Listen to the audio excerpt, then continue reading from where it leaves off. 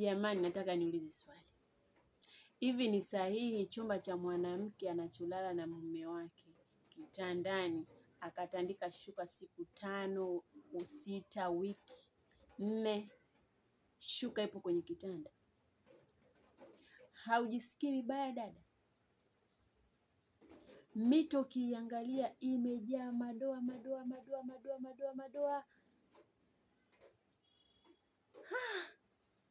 Hata kubadilisha. Badilisha shuka hilo. Badilisha mito, kafua, weka shuka nyingine.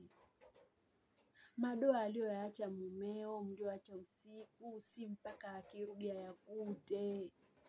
Wewe mwenyewe unajiongeza, natumia akili kwamba hii shuka limechafuka, natakiwa nilibadilishe. Siku 6, 7, 5, 4.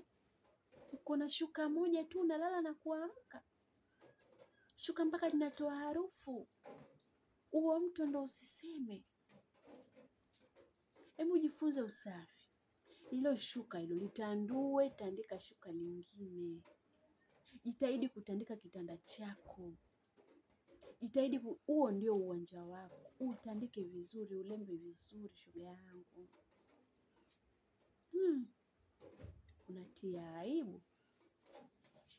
Kaa kama si mke wa mtu.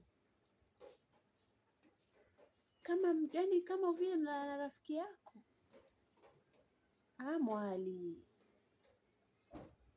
Hebu tandua hilo shuka. Kasafishe na huo mwili wako. Kasafishe kinywa chako. Mume akukute uko msafi. Chukua uji wako pulizia ndani. Mume akiingia manukato, mashallah.